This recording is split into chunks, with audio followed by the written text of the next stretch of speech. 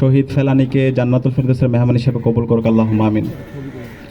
শহীদ ফেলানীকে যেদিন কাঁটাতারে ঝুলিয়ে রাখা হয় এবং ভারতীয় বাহিনী বিএসএফ যখন পাখির মতো গুলি করেছিল এবং শহীদ ফেলানীকে যখন কাঁটাতারে ঝুলিয়ে রেখেছিল এবং তার যে রক্ত পড়ছিল, সেদিন শুধুমাত্র কুড়িগ্রামে রক্ত পড়েনি, সারা বাংলাদেশের জমিনে সেদিন রক্ত পড়েছিল।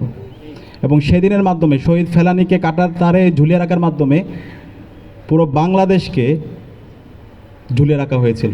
বাংলাদেশের সার্বভৌমত্ব সেদিন হারিয়েছিল।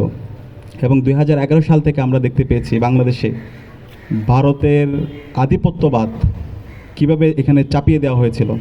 আমরা আর স্বাধীন ছিলাম না, বাংলাদেশের সব কিছুই ভারত থেকে নিয়ন্ত্রিত হতো। আমরা ছিলাম ভারতের একটা সাপ্লাইট কলোনির মতো। এখানকার আমাদের সংস্কৃতিকে ধ্বংস করে দেওয়া হয়েছে, আমাদের এখানকার রাজনৈতিক যে সংস্কৃতি সেটাকে ধ্বংস করে দেওয়া হয়েছে, আমাদের অর্থ ব্যবস্থাকে ধ্বংস করে দেওয়া হয়েছে, আমাদের শিক্ষা ব্যবস্থাকে ধ্বংস করে দেওয়া হয়েছে। বাংলাদেশ আর বাংলাদেশের মধ্যে ছিল না। বাংলাদেশে যে ফ্যাসিস্ট হাসিনা ছিল, সে ছিল একটা পুতুল এবং ভারত থেকেই সব কিছু এখানে পরিচালিত হতো। আমাদের সকল প্রতিষ্ঠানগুলোকে একদম ভেঙে চুরমার করে দেওয়া হয়েছিল। বিশ্ববিদ্যালয়ের প্রতিটি হল এক একটা কনসেন্ট্রেশন ক্যাম্প তৈরি হয়েছিল এবং এই কনসেন্ট্রেশন ক্যাম্পগুলো সে দিল্লি থেকেই পরিচালিত হতো। তো গত 16 বছরে যে আজাদির লড়াই, যে সংগ্রাম, সেই সংগ্রামের আমাদের শহীদ ফেলানী ছিল আমাদের একটা অনুপ্রেরণার বাতিঘর। শহীদ ফেলানীর আজকে গর্বিত বাবা এবং মা আছে, তারা গত 16 বছর জুড়ে ফেলানীর বিচারের দাবিতে এবং আধিপত্যবাদের বিরুদ্ধে, আগ্রাসনের বিরুদ্ধে তারা প্রতিবাদ প্রতিরোধ জারি রেখেছেন। তারা চাইলে এই ভারতীয় আধিপত্যবাদ এবং এই ফেসিস্টদের সাথে বিভিন্নভাবে তারা নেগোশিয়েট করতে পারতেন, বিভিন্ন প্রস্তাব ছিল। কিন্তু শহীদ ফেলানীর গর্বিত বাবা মা এবং শহীদ ফেলানীর যে এই জেনারেশন, তারা প্রতিবাদ প্রতিরোধ জারি রেখেছে। আজকে যে জুলাই বিপ্লব হয়েছে, এই জুলাই বিপ্লবের লিগাসি কিন্তু শহীদ ফেলানীদের হাত ধরে তৈরি।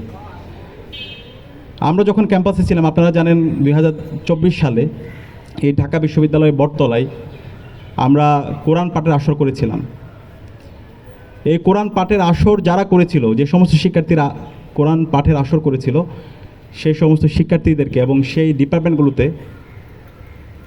বিশ্ববিদ্যালয়ের পক্ষ থেকে শোকজ নোটিশ দেওয়া হয়েছিল।